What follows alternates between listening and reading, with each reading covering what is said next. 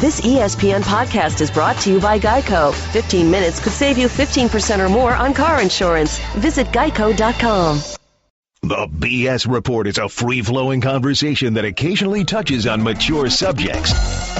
The BS Report. The BS Report with Bill Simmons.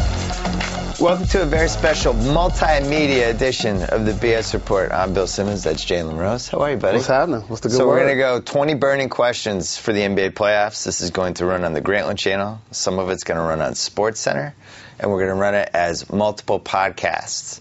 So if it's a little choppy and unorthodox on the podcast front, that is why. Anyway, coming up right now. Welcome to Bill and Jalen's NBA Playoffs Preview. Welcome to Bill and Jalen's 2014 Playoff Preview. Playoffs. I'm excited. We're going to cover the burning questions leading into these NBA playoffs. We are going to do somewhere along the line of 20 burning questions here for the playoffs. Let's look at the first one. LeBron is a free agent. He has the old opt-out. Does Miami need to win the 2014 title to keep LeBron James? I don't think so. We talk about Mount Rushmore all the time in the NBA. The true Mount Rushmore has Red Auerbach on it, has Pat Riley on it, has Phil Jackson on it, has And Coach Pop on it. I thought you were going to say David Kahn. I got worried. You got a chance to go to Miami and play under the tutelage of Pat Riley. You know he's going to continue to remix the roster. Eric Spoelstra is still a young coach, proven to be one of the top coaches in the league. LeBron's a family man. He has a couple of young sons that are in sports. I think the lifestyle of being in Miami, plus playing for the Heat. No state tax? I think that's something that he continues to do for the remainder of his career. And the last thing is, elite Hall of Fame, greatest of all time type players, they don't want to keep changing teams. I think he stays in Miami. Can we at least agree that if they win the title, there's no way he leaves? I would say there's a 0% chance. Nobody leaves a team that just won the title. You don't do that. I think nobody leaves a team that just made 3 straight finals, won 2 championships. I don't think there's a 0% chance if they don't if they don't win the title. Because if you're just looking at the landscape, wouldn't he be in the same situation that he was 5 years ago with Cleveland, with Wade, who's at the time we're taping this, I think he's played 51 or 52 games. So he's going to miss 30 games this season. They spent this whole season coddling Wade, making sure he's okay. Meanwhile, LeBron, has taken on this superhuman burden year after year after year. And at some point, what if LeBron had a chance to go to the Clippers? I like to affectionately call the Miami Heat the Miami Mafia. Once you become a part of that situation, you don't leave. Are you part of the Miami Mafia? No, I'm not. Look at their bench. But you occasionally get to, when you're in South Well, Beach, when they win championships. You're honorary member. For some reason, I'm you're around at every when they party. win championships. You've been at every party that Exactly. So from Ron Rothstein to McAdoo to Keith Askins, Alonzo Mourning, Tim Hardaway, Eric Spoelstra, all of these people have been there at least a decade. Thanks for not saying Ronnie Cycli. And so I think LeBron James appreciates the family atmosphere that you don't just get in professional sports. They'll figure out the dynamic with Dwayne Wade. You still have to put 15 guys in uniform. They'll figure out the dynamic. He's played not even 2/3 of the season. And he can opt into a giant contract again next year. So you leave Wade he's and Pat Riley a possible albatross. To go play with who and where, if he leaves, I think the only scenario is a sign and trade straight up for Blake Griffin. No. I'm not saying it's going to happen. Why give up on Blake Griffin, the player you think is third in the MVP race? Yeah, but there's a huge chasm between LeBron and Durant and number 3. True. But if you're the Clippers, you're flipping Blake for LeBron. You don't even think. You just do that. Come on. I would have to do it if I'm the Clippers. But of course you would. It's LeBron James. If I'm LeBron James, the Clippers still share a building with another team called the Lakers. And I know the Clippers are having... Are they still in the NBA? I know the Clippers are having a terrific season, but this is still a Laker town. Tell me more about this Lakers team. You never heard of Swaggy P? I thought that was a D-League team.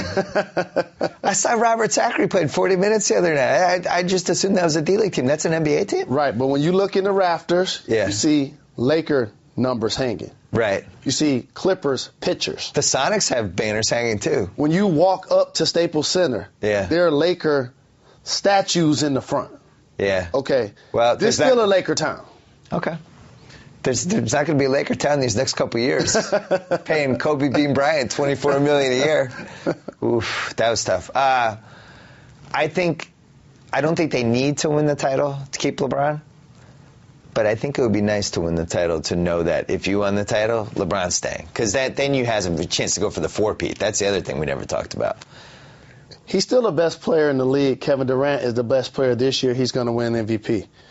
LeBron doesn't have to continue to chase teams or chase other situations or chase playing with other players. He's in a situation unlike Cleveland, now in Miami. Players want to go be in Miami, plus want to go play with LeBron James. Do you think there's any chance whatsoever that LeBron, Bosh, and Wade would all opt out at the same time, take less money, and leave enough money to sign a fourth guy like Carmelo? I do. You do? They're smarter than we give them credit for. When you put together a super team, whether it's the Fab Five in college or whether it's the Miami Big Three, there has to be some sacrifices made from the door. Okay? And one of them in professional sports is salary. Yeah. They all know that they're getting older. They all know that they want to be judged only by winning championships. If adding a next player means taking $5 million less each, they do it. Can I say something? Ryan Russillo and I were talking about this by email because I was talking about how I didn't understand why Miami was so concerned about coddling Wade, protecting him, moving him along so he's fresh for the playoffs, and yet they run LeBron in the ground. And he pointed out the dumbest narrative of the last 5 years was this whole thing about, oh, look at what Dwayne Wade sacrificed. What did Dwayne Wade sacrifice? It's like Dwayne Wade's the luckiest guy on the planet. They brought the best player in the league to play with him. He won 2 more titles. He gets to play whenever he wants. I'd like to be able to be like, hey, guys, no columns for me the next couple of weeks. I'm tired. My knees. I need to regroup a little bit. LeBron James did further it for Dwayne Wade. Yes, they're the same age. They came out in the same draft. But Wade has more mileage clearly on his body. Well, but here's the thing. So Wade, that first year, I thought they were equal. Wade was great in 2011, the combo. They didn't win the title, but I thought Wade, those guys, it was really hard to tell game to game who was better. And big shout to Dirk. He went through some players that year. Well, true. Dirk didn't even play the second All-Star. They win the title. But I think these last 3 years, as Wade's broken down, now imagine if they don't get LeBron. Wade is now just this guy who's like, hey, remember when Dwayne Wade won the 2006 title? Boy, he had a great career, but now he's on the downside. Now he gets to drift on LeBron's car fumes. He played 50 games. He's still getting top dollar, and he's still playing with the best player in the world. He's still in Miami under Pat Riley. Why would he leave that? Special bonus question. Is Dwayne Wade a keep getting them checks guy?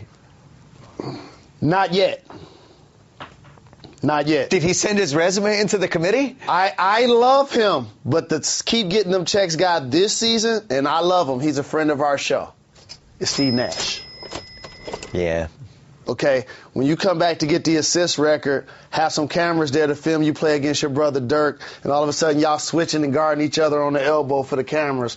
You get the assist record in the second quarter and say you had a setback and you done for the season, and they owe you 9.7 next year. Yeah. That's keep getting them checks. I still think Nash has one more big year. To be continued on the finish line, only on Grantland.com. So anyway, LeBron, I do not think they need to win the title to keep LeBron. But I also think it would be a nice thing just to not even think about it and win the title. Good luck, Miami. It helps to win the title, period. Yeah, it always helps to win the title. Jalen, Kevin Garnett, I think, is your age. The big ticket. Paul Pierce, you've known for like your entire life. The truth. In the basketball circles. When he got drafted, I was still spending time in L.A., working out with the truth the year he got drafted.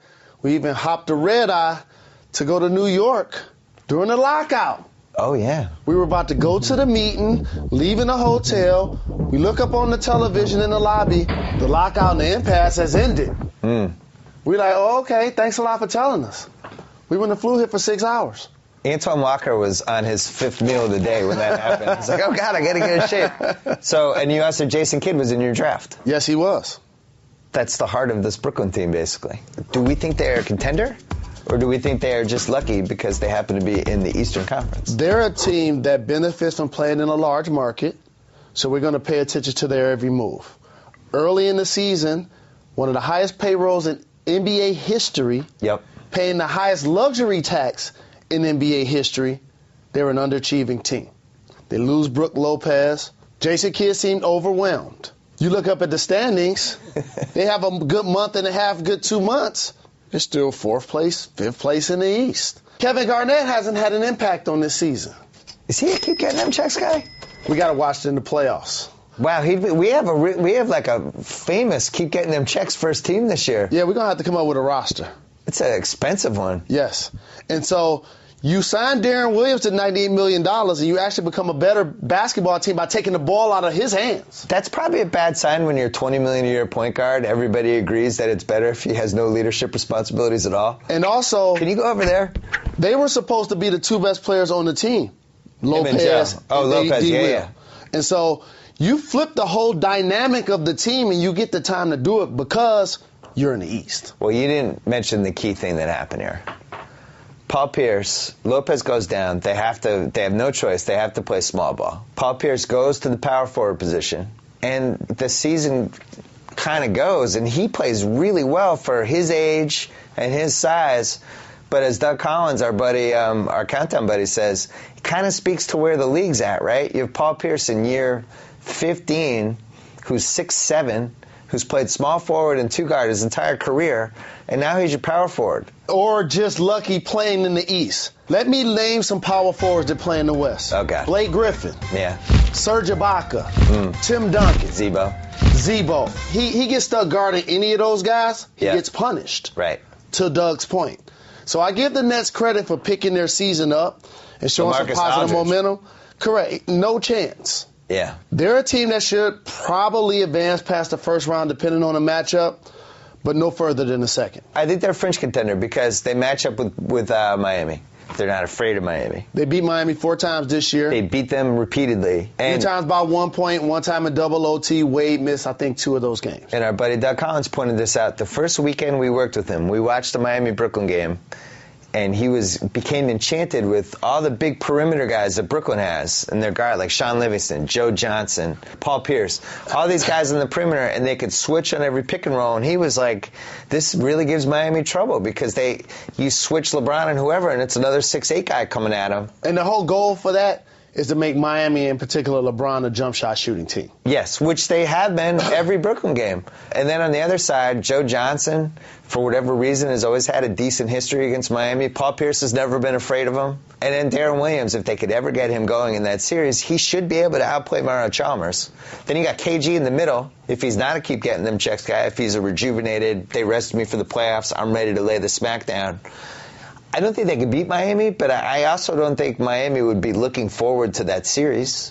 Miami has been to 3 straight Eastern Conference NBA Finals. Yes. Nothing's going to be easy for them. They've played 12 playoff series in the last 3 years. The only thing that's going to be easy for them is if they get the Hawks in the first round. It won't be easy for them if they get the Knicks in the first round. It's going to be a tough road.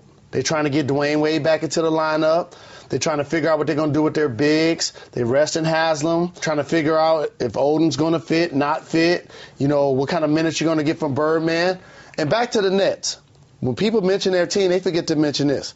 Joe Johnson is the second most productive shooting guard in the game.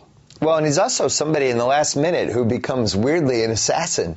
It's one of the weird subplots of every NBA season is like, oh, there's 30 seconds left, they're down by 1. Watch, Joe Johnson's going to score right now. We should also mention another weird subplot. Billy King, who's really one of the worst GMs of the last 15 years, made a great draft pick. Mason Plumlee's that was an awful draft. And Mason Plumlee, I think, is a keeper and somebody who's been out there in big situations for them. Well, or is it Miles? Fits. Which Plumlee is it? Well, he fits. It's Mason, I think. Mason or Miles. I wish their parents would adopt me. How you get so many Jalen Plumlee? Kids in the league? That's awesome. Do you if you had to pick, if you were holding both Plumlees off a cliff, like the mom and Good Son, to save one for your team, which one would you drop? If I had to use them to save my team, I'd probably drop both of them. To be honest with you. I like the block he did late against LeBron, and he has been a productive rookie, but let's frame this rookie class. Horrible. Okay. Let's not frame it. Can we not frame it? Above replacement. This is the second worst rookie class in the history of the NBA. But at least that 2000, which is the #1 terrible rookie class, at least that class had Kenyon Martin and Jamal Crawford. Kenyon Martin made a couple All-Star teams. Correct. I really wonder if anyone from this rookie class will make an All-Star team. Because the best chance would be Michael Carter-Williams or Oladipo, but point guard is the deepest position in the league. I don't know at what point, though, either of those guys is going to be the sixth best point guard option. Oladipo might get shooting guard potentially. And so Plumlee is playing quality minutes with KG out, with Karolinko being in and out, with Blotch, trying to struggle sometimes with inconsistency. They're a good team. They've become a solid story, not a true contender.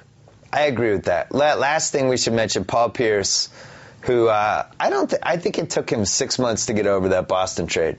And I don't think he really accepted that he was on another team till he came back to Boston, till they had the whole ceremony for him and KG, the emotion in the building. It was really a special night, and special night for him, special night for the Celtics franchise, the family that the Celtics franchise has become. And after that, not so coincidentally, he started playing well. And I really think there's a correlation with that. I really do. He's happy to be with the Nets now. Don't be surprised if, and weird things happen in this league, I see Paul back with the Celtics in some capacity. I do too. Because I don't know if it'll happen this summer or one summer from now. I do think at some point he'll be back. Boston's trying. We'll see what happens with the Nets. We can't just be happy here on Bill and Jalen's 2014 playoff preview. We got to talk about the sad stories too. And sadly, some Western Conference coaches are going to lose their jobs if things don't work out for them. Would you say 1, 2, 3? I'll say this. The over-under is 1.5. Would you go over or under? Okay, let me go down the teams. The Spurs will keep their coach regardless.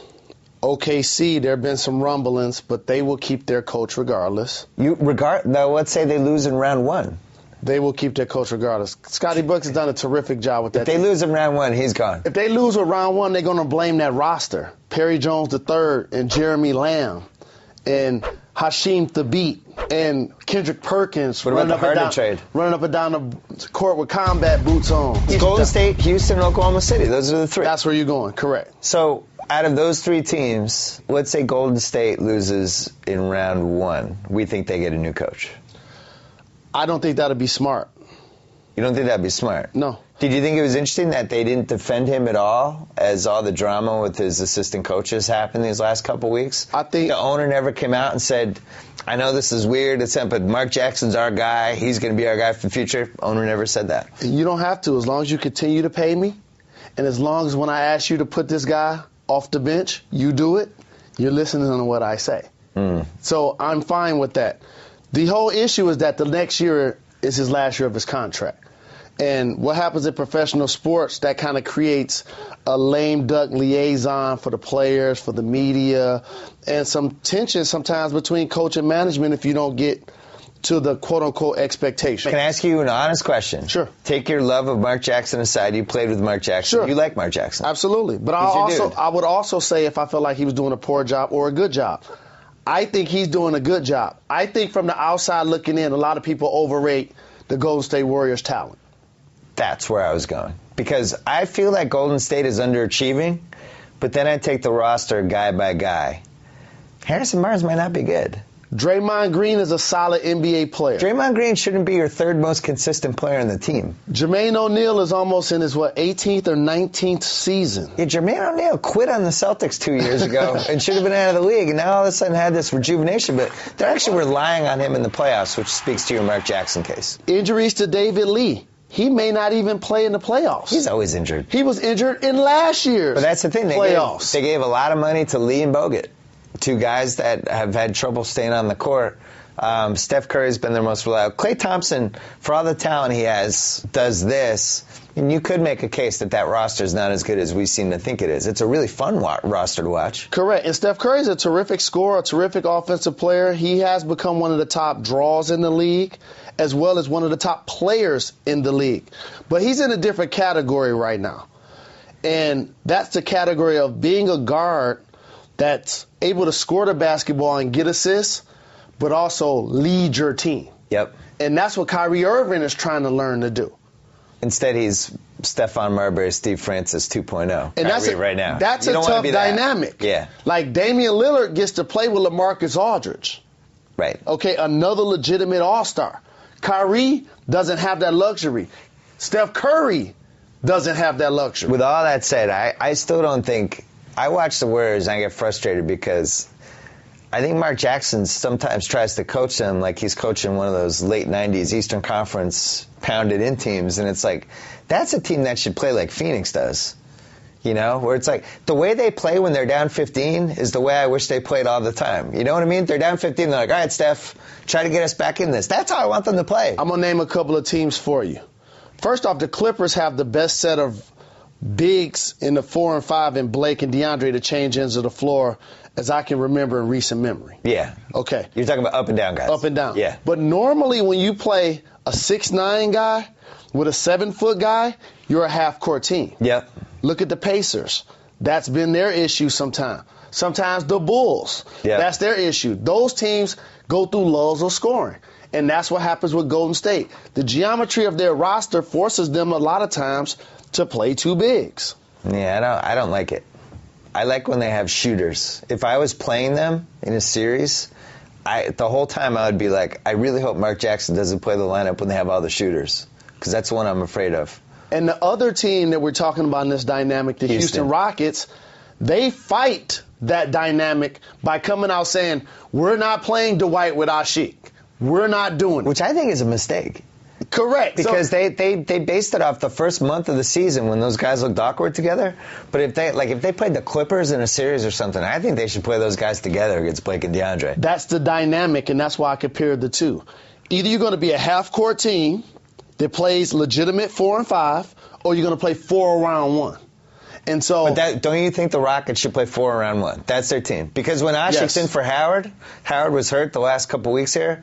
Asik comes in and it looks like the same team. Nothing has changed. But besides the Miami Heat that have LeBron James, who they use a lot at 4, and Chris Bosh a lot at 5, we haven't really seen a 4 around 1 team be dominant and win a championship in our league just yet. Orlando in 09 came probably the closest. Correct. In recent memory. Yes. So actually, could you say the 02 Lakers and like those 3 Laker teams? Well, that was basically Robert Horry was on the outside. So correct. That was like that. Besides the teams that had Robert Horry.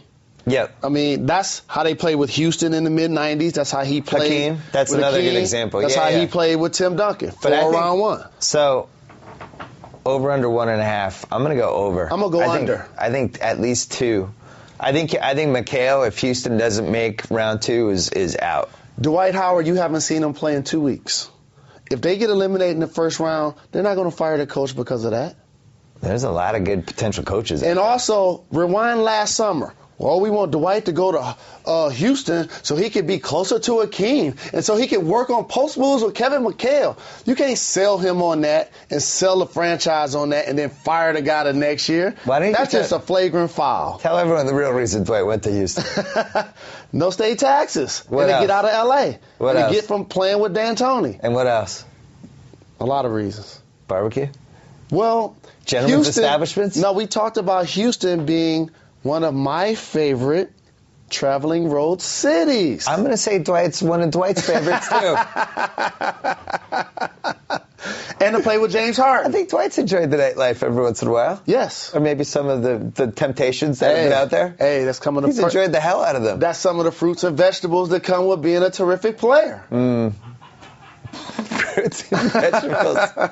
Well, good luck. We never want anyone to get fired, but I think, unfortunately, the West is so tough this year that if teams get bounced in round 1 or earlier than they're supposed to, I think people are going to get blamed. And like we say, listen to your boss, don't get fired.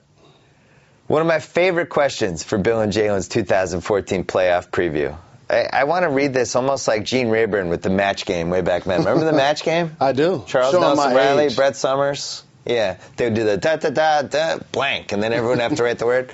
LeBron and Durant are the NBA's best rivalries since blank. What would you say? Lakers, Spurs, early 2000s NBA. Interesting. We throw around the term rivalry so much, and that's why players that are able to perform at an elite level, like a LeBron James, like a Kevin Durant, they do a great job of letting the rest of the world knows that it's not a rivalry just yet. There are only 4 teams that have won the West since Tim Duncan came in the league. The Lakers 7, the Spurs 5, Dallas twice, OKC once. And there was a period of a few years where the Lakers and the Spurs, whether it's Derek Fisher's last second shot, Bruce Bowen's late shots, Tim Duncan winning his 4, Shaq winning his couple, the Lakers winning back-to-backs, I think that was the best rivalry in the early 2000s in the NBA. I'm stealing an answer that you said. You didn't use it just now. Michael Jordan versus everybody. Yeah. That was one of my favorite rivalries. That was like, we couldn't even come up with somebody to be his rival, so it was just year after year with somebody new. It was almost like Timothy Olyphant, Justified, like had to come up with a new villain. Oh, this year it's Michael Rappaport. Oh, this year it's Clyde Drexler. And eventually he just got bored. He was like, I'm going to play baseball. Yeah, one year was Reggie. I'm good. I don't see anybody Pacers, then it was the Knicks, then it was the Jazz, and he just the Sonics. Extinguished all of them. Phoenix Suns. I think from a equal talent, fascinating ebb and flow type thing, Larry and Magic, just in the 80s, just the give and take of that and how each guy had the upper hand and then the other guy did, then the other guy did. I think LeBron and Durant has a chance to get there. I say stay tuned because you only get to the levels that I just described when you play in opposite conferences like Magic and Larry if you're playing in the finals. Well, let's look at what happened the last 3 years. They meet in the 2012 finals. LeBron, just better series, turned it on, best player in the world. They go to the Olympics. LeBron's still the best player. Everybody knows. Last year, Durant steps it up. LeBron has another great season. Durant is the second best player now. Gives an interview and says, I'm tired of being second. This sucks. I don't like being second. I don't want to be second. Comes into the league, different guy, angry, pissed off, plays every game, takes his game to another level, averages 35 a game for 50 games. Best scoring stretch we've seen by anybody since Jordan. He's going to win the MVP. Now, if he finishes off with a title, now we have a rivalry. No. We don't have a rivalry if he wins a title? All of the things you just described are overall league accomplishments. When we're talking about rivalry, it's what you do against me. What you do against these other guys, we the top 2 players. I know you scoring 60 on that team. I know you winning the Western Conference versus San Antonio. But when we get to the finals, I'm 1-0 versus you. When we're talking about MVPs, he's 4, and after this year, it's going to be 4-1. Does it help that they guard each other from a rivalry standpoint? That does help. I like that. Yes, that really does help. But the only way this could truly be a rivalry is A, they play in the finals like Magic and Bird did, where it's 8 out of 10 in the 80s, and or B, with free agency, one of these guys changed conferences. So all of a sudden, they're playing against each other 3-4 times a year, plus in the playoffs. Well, Bird and Magic, they played in the 84, 85, and 87 finals. And that became part of their whole arc, right? Bird wins in 84. Magic wins in 85. 87, it's just a knockdown, drag-out fight. Magic ends up winning. And if you look at it, he's 2-1 for life. Now, Bird can say, well, we would have won in 86, but you guys didn't show up for the finals, which is an argument I have used against our old count that made Magic. I feel like it's 2-2. But right now it's LeBron 1, Durant nothing. I think Durant can flip it. And we're taping this right after we just watched the Clippers get beaten pretty handily by Oklahoma City. It was the first time. Your pick to win the West, Clippers. Well, I don't know if they're going to be healthy in time. I hope they're healthy. But Oklahoma City, for the first time, played the kind of defense that I felt like I needed to see from them in these next 4 rounds. I told you. This is what you got to always remember when you watch OKC. Yeah. Russell Westbrook, Cephalosha, Ibaka, and Perkins are all top 5 at defending their position.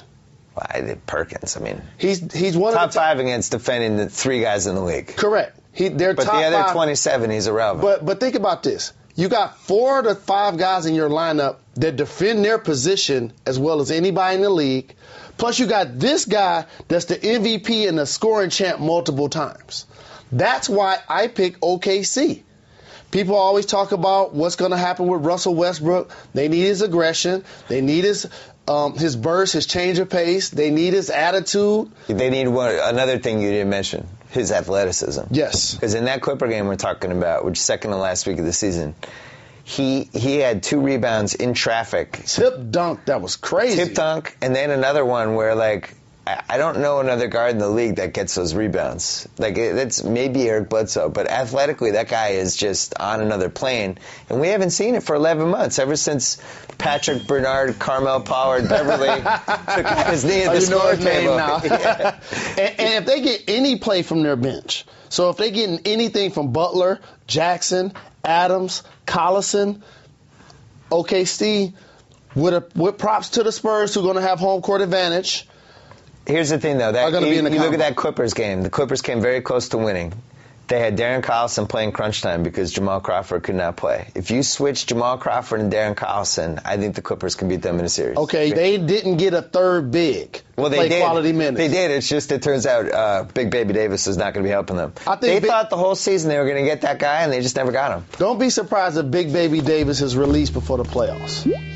I've been to a few games, and this is no inside information. Just me playing 20 straight years of basketball and seeing things a lot of people don't see. I've gone to a few of those games that he plays in. You didn't like the body language? Body language, doctor? Correct. When everybody else is running the play, I can tell when one guy isn't running the play. And a few times it's him. When somebody calls a timeout and everybody's hustling to the sideline to try to get a Gatorade, there's one guy that's kind of dragging behind pouting. When everybody's sitting in the huddle, I've seen one guy that's sitting on the scorer's table.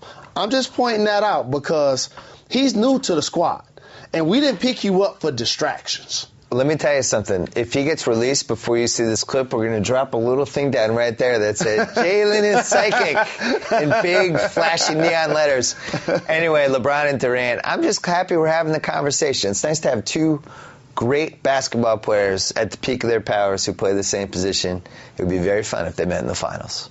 You know, Axe loves to talk about peace and harmony with their products.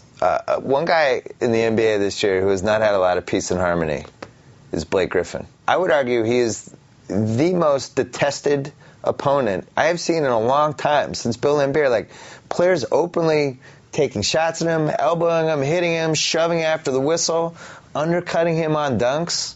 What is it about Blake Griffin that drives people crazy? It's a professional jealousy. You know the movie Friday, when Pops goes into the kitchen and Craig's always in the kitchen? He says, I like pig feet. I like hog maws. I want what you have. Yeah. And that's what happens with players when they play against Blake Griffin. He's been a very successful pitchman for a few different brands. He has a lot of different commercials. He got commercials before he did anything, which is always a red flag for Well, guys. it depends on what you consider doing anything. He won the slam dunk contest. But in today's landscape, do you consider winning a dunk contest and averaging 20 and 10 your first 4 years is doing something? Yes. So, in theory, he earned that. He just hasn't become a champion. I think people are like, well, you haven't won anything. Why do you have 7 commercials? Correct. He shouldn't have more commercials than some of the other guys that didn't get them. But that comes with the market that you play in, your style of play, and things of that nature. So, we should also mention, he's a guy that he's not afraid to stare people down after dunks. He's not afraid to look at a bench. He bitches at the officials all the time. It's something he's gotten better at, I think, since Doc Rivers came to the Clippers. But he was somebody that every call that went against him, he complained. Every time he got hit, they didn't call it. He stink-eyed the ref. I watched this happen with Antoine Walker in Boston. Like, you can pass the point with refs. And after a while, they're just like, we've had it with this guy. We don't like you. You show us up. But also, it's an acknowledgement of his productivity and his potential. Because he can embarrass you. You ever heard of being Mozgov? Oh, that's true. YouTubed. What about what he did to Pau Gasol? The list goes on and on of players that he's put on a poster, that he's put on Vine. They don't have posters anymore. That he's put on Screensaver. Can we say embedded? All of those things. Yeah, he embedded a few guys. So because of that, if you don't become the aggressor against that guy, he can really make you look bad. And the first part of his career, really, he was beating everybody with his athleticism. Yep. Run, jump, dunk. Now all of a sudden he's a skilled player. He can shoot. His handle was crazy for a power forward. One of my favorite plays I've ever seen him do was this year. He was handling on the break between the legs, behind the back. He on the left side of the hoop, and he threw it behind his back to a player at the three-point line in the corner. Like, power forwards except LeBron James don't do that. So that's why there's a professional jealousy for Blake Griffin. You know, what we watch Blake from night to night to night, because it's so accessible, we see every game. If he has a dunk, it's on YouTube in 2 seconds. Everybody has the package. They're on national TV all the time. He's just there. And I go to the games, like, they take the Blake dunks for granted now at the games. He could dunk from the foul line over somebody's head, and people are like, oh, that was good one, Blake, way to go. But, like, Dr. J in the 70s had this mythical reputation because his games weren't on TV. And you see those, you hear about him in the ABA, and it's like, there was nobody like Doc. He was amazing. He was incredible, blah, blah, blah.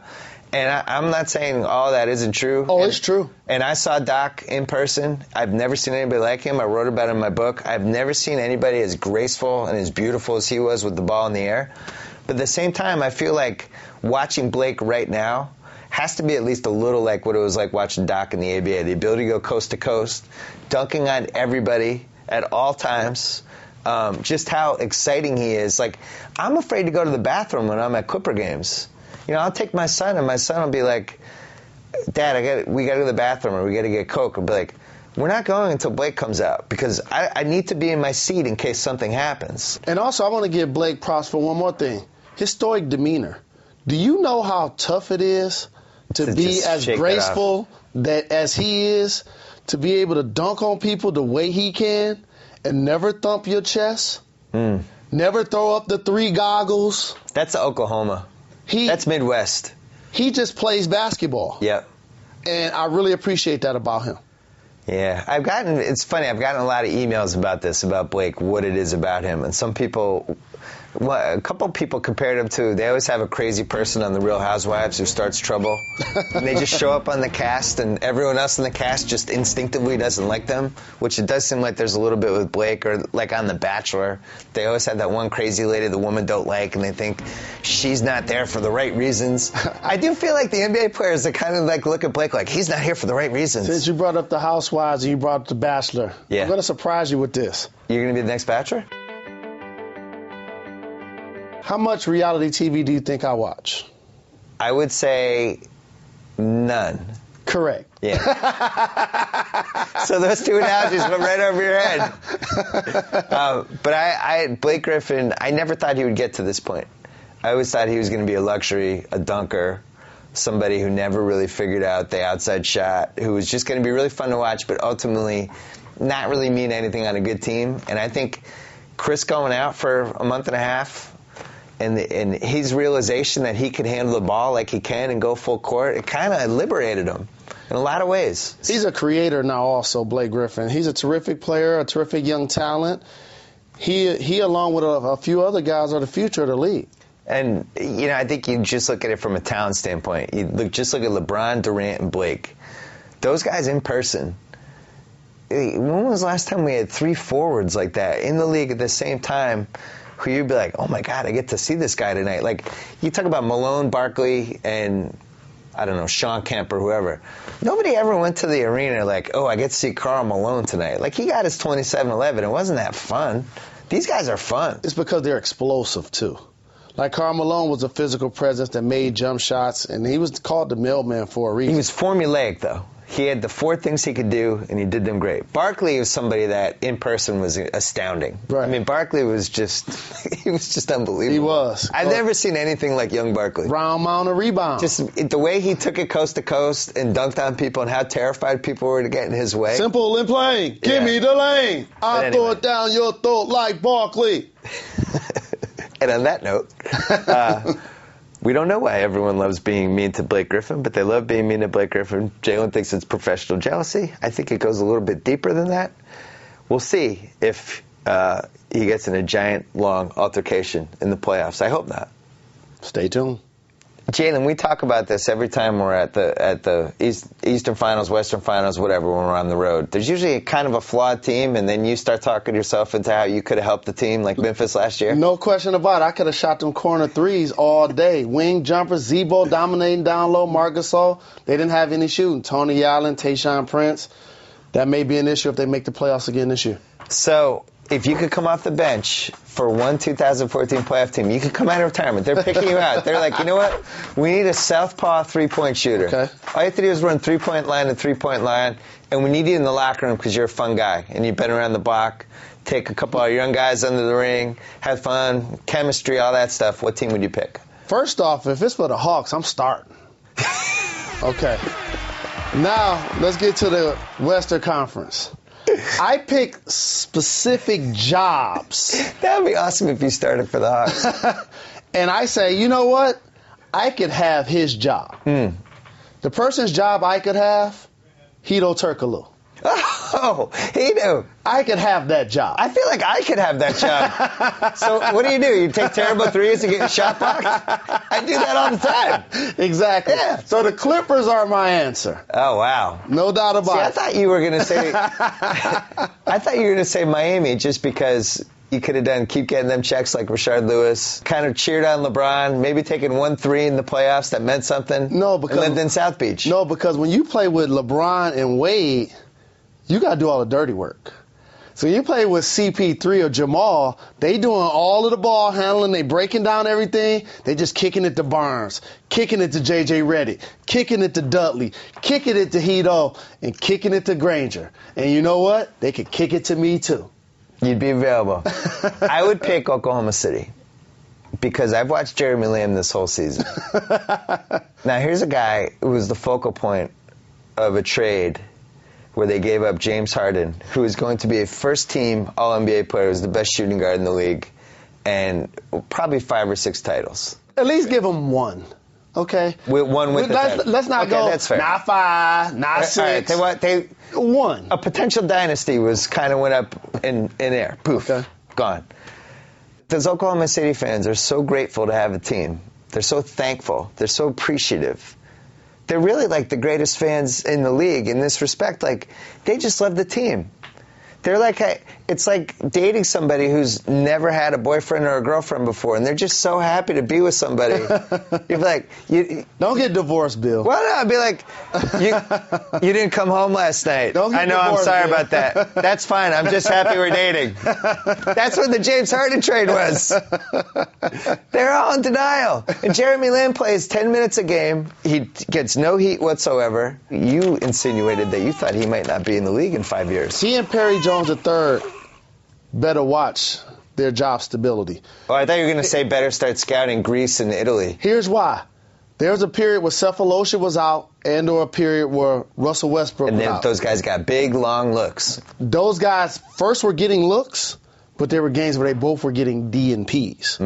So when you start getting D and Ps at that age on a good team, and players like Derek Fisher are playing more minutes than you at an advanced age, and they bring in Caron Butler and he's playing more minutes than you, it's tough to have NBA staying power like that. Well, here's why I picked Oklahoma City, because I just talked about Jeremy Lamb. Derek Fisher, who's somehow playing 20 minutes a game. He couldn't play defense 5 years ago. Caron Butler, who is a little bit of the same thing. But you're on that team. Durant is getting double teamed now when he goes over half court. Westbrook, teams always have to worry about him. And there's always a guy in Oklahoma City who is just alone in the corner. And the defense, the good defenses make the decision, you know what, that guy's going to beat us. We can't let Durant beat us. We can't let Westbrook beat us.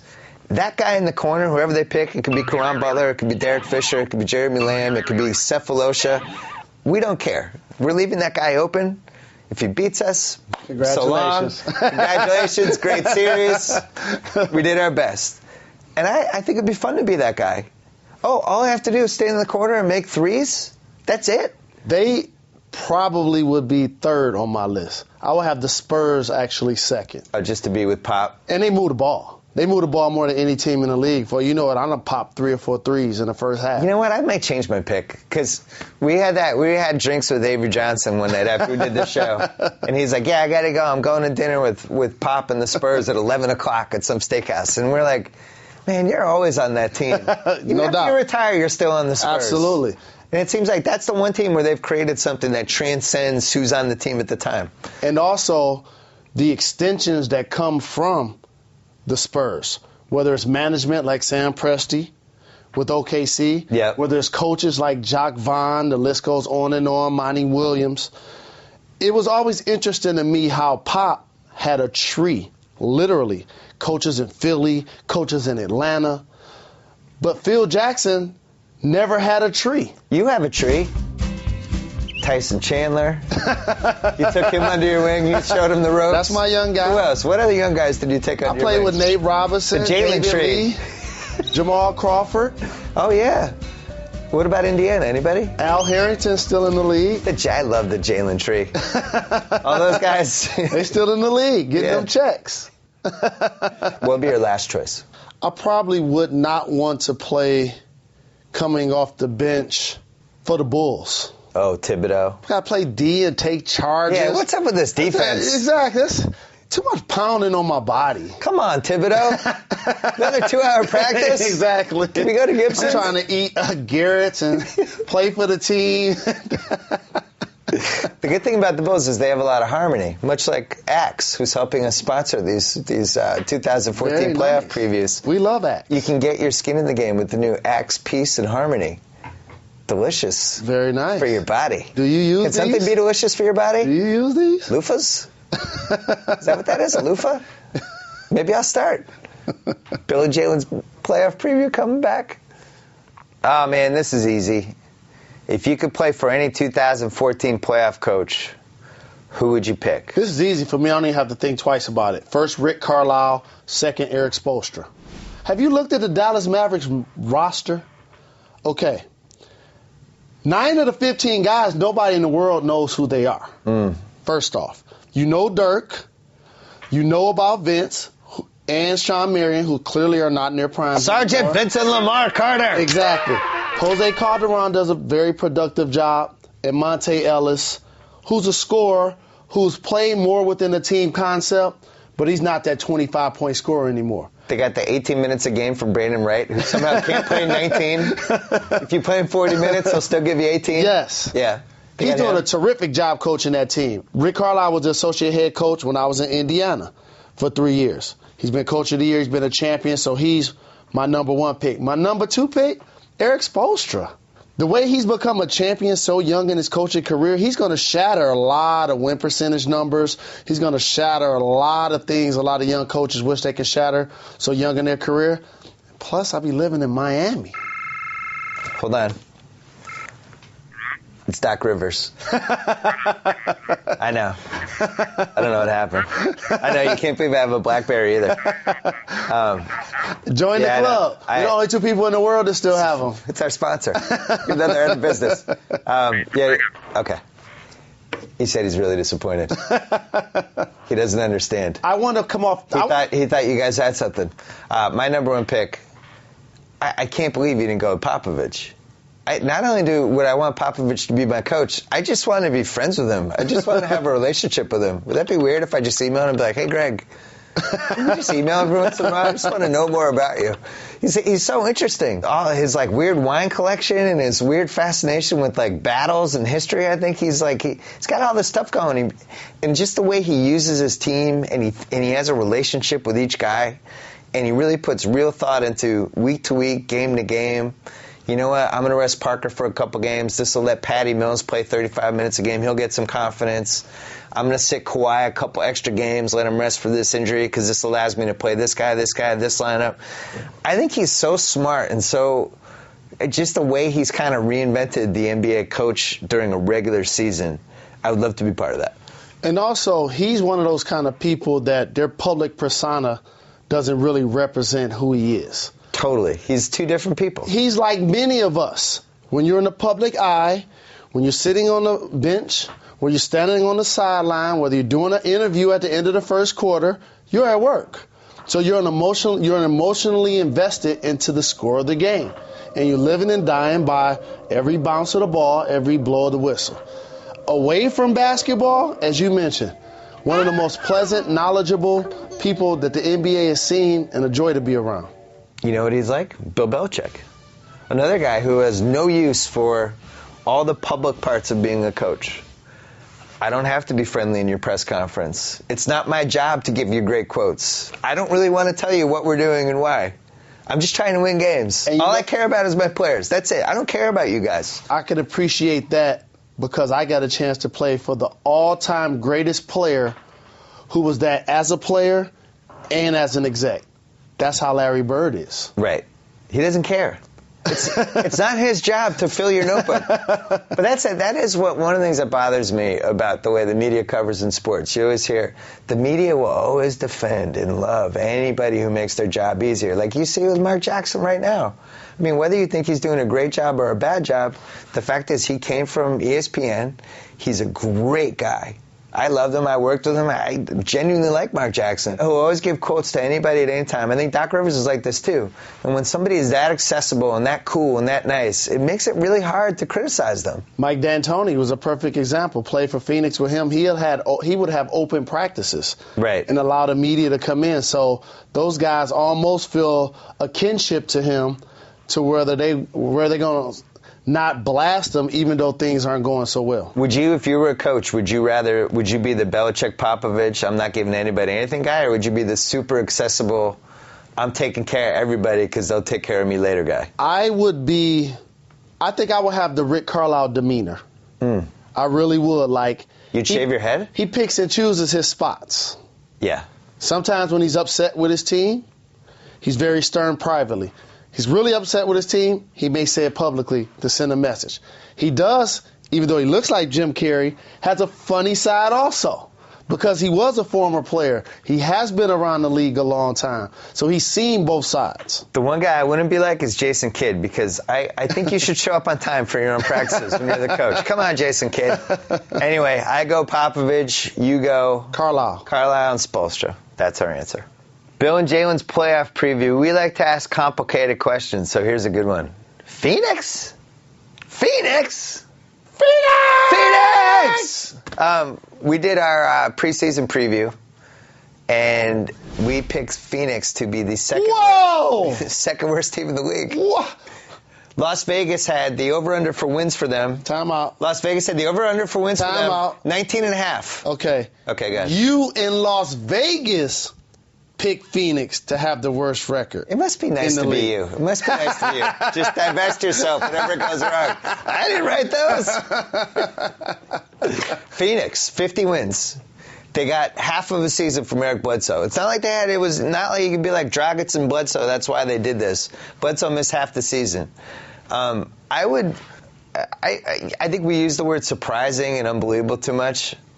I think this is one of the most surprising things that's happened in the recent history of the NBA. 50 wins for this Phoenix team. First off, let me frame it.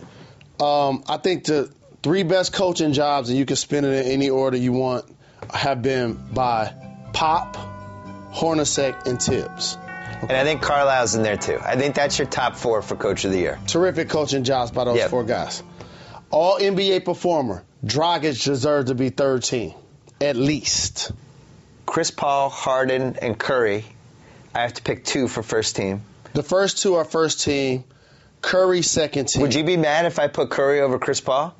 You can't do that. Chris Paul missed 18 games. I know injuries do happen. That's 22% of the season. I know, but still. He's more of a complete guard. The Clippers' whole flow, that old wide pick and roll, it happens because of Chris Paul. Plus, he competes defensively. He gets steals also. That's why you don't put Stephen Curry on the first team, because he makes... Actually, no, he's better than Damian Lillard. Slightly. But who would be your fourth guard? I really feel like it's probably Goran Dragic. It is. He's up there. I'm voting for him for second team All-NBA. He deserves that. Don't forget about Tony Parker. Well... He's playing 28 minutes a game. You got to reward winning.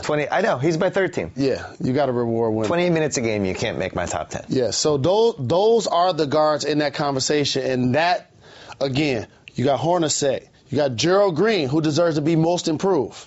I agree. He's a heat check guy. Would you put him for most improved, or would you put him in the running for sixth man with Taj Gibson?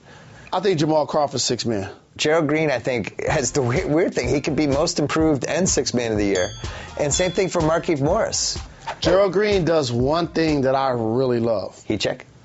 He got a quick release. He does. Okay, when you watch him shoot, you're like, no! Yeah. Then you're like, oh, he's making those. Yeah. I remember playing against T-Mac. He had that, too. At that size, that athleticism.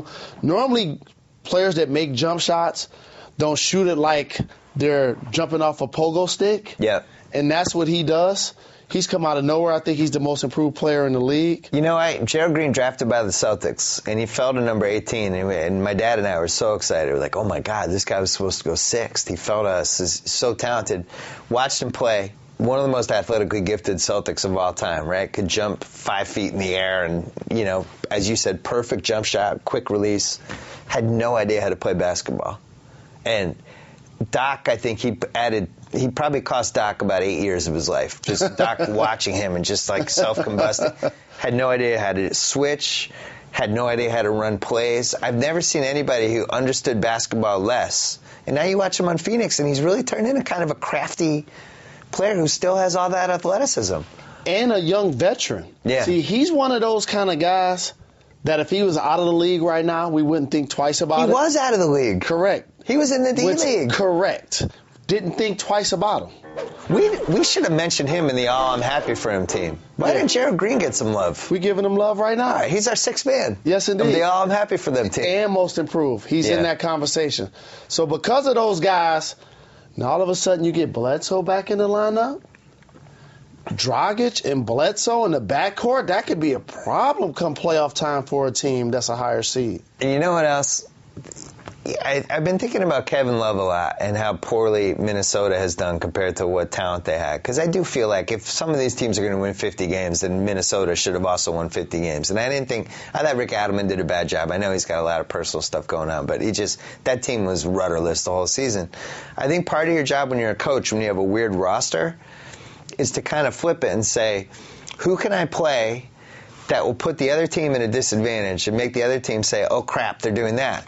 Hornacek from day one is like, all right, here are my assets. I'm going to play this way. I'm going to go balls to the wall. I'm going to do my two guards. I'm going to penetrate. I'm going to go to the rim as much as I possibly can. And I'm going to shoot threes. And I'm just going to make teams say, even though it seems like we should be beating them, this sucks. I hate playing this team. And he did that from day one. To further your point, because we've had this conversation, you would think that means playing Kevin Love at center. Yes. Because he can still rebound for his position. But they paid Pekovic $60 million. Correct. He rebounds for his position. He would create a mismatch problem immediately on paper. But the thing is, they play Kevin Love at power forward because it's like, well, he's not a center. He can't protect the rim. You're not protecting the rim anyway. So why not swing it to your advantage, go undersized, make him the center, and just do this? Because that's your best chance. And that's why when we just listed Coach of the Year candidates, Rick Adelman was not on the list. Phoenix is playing 2 point guards at the same time. It's working. They've figured out how to do that dueling banjos thing. And the other thing... But there's a but. Okay. That style still has to prove it can win consistently at a championship level. They're not going to win a title this year. Dragic, can we officially say he's Ginobili? He's crafty. Is he the new Ginobili? Is he the new Ginobili? He is. The Ginobili remix? But here's the thing that I kind of scratched my head that people didn't see. Every time he got a chance to play, especially the last 2 years, he had explosive moments. And he also did in the playoffs. Correct. What he did owned against San Antonio. Oh, that's on YouTube. We got to bring... Hold on. Oh, no. The legend got his butt kicked in a trade. He traded his number 1 pick this year, Gerald Green, and the other Plumlee brother. For Scola, and that's it. That was a terrible trade. Come on, legend. It happens to the best of them. Maybe he wanted to show he was human. I really like this Phoenix team. And then we didn't mention the Morris twins. But you know what's amazing? So they trade their center like the week before the season, right? Starting center, Marcin Gortat. They pick Alex Len with the 5th pick in the draft. They get nothing from him the whole season. And yet they're still going to win 50 games. Like I don't want to say they whiffed on the 5th pick because it was such a bad draft and he was injured. They knew he probably was going to help this year, but they got nothing with the top 5 pick. Nothing. I got to mention something with Gortat. Stay tuned with him as a player and his contractual status. You mean him getting overpaid by Washington? If he's not overpaid by Washington, I think he's more of a productive player than people really realize. I agree with you, actually. Yeah. But I think he's going to get overpaid. Big guys get overpaid. He'll get. He's an $8 million a year player who should make 12. I mean, Tiago Splitter makes $9 million. How much does Omer Asik make? He's going to make 15 next year. Okay, gotcha. Centers get overpaid. You should have come back in your next life as a center. Last thing on Phoenix. Why couldn't they give our buddies in San Antonio a little match here in round 1? Now that may be a problem. Dragic, little history of being a San Antonio killer. But also, the 2 guards at the same time. The Morris twins. It's the oldest play in the book that's going to be the death of the San Antonio Spurs if they play against Phoenix, potentially. I would still pick the Spurs to win the series. Me too. But they would pick and roll them so much it'll make your head spin. Well, and also, you got an old team against a young legs, athletic. But the one thing I love about Phoenix, Hornacek knows this. Even after made baskets, yeah, he tells his guards, I don't care if it's a miss or a make, we're running after every, and that's what they'll do to San Antonio. They'll try to run them off the floor. Now watch this. Now the Phoenix will get swept and everybody will know you guys are losers. You thought Phoenix. If I'm San Antonio, I wouldn't enjoy a Phoenix series.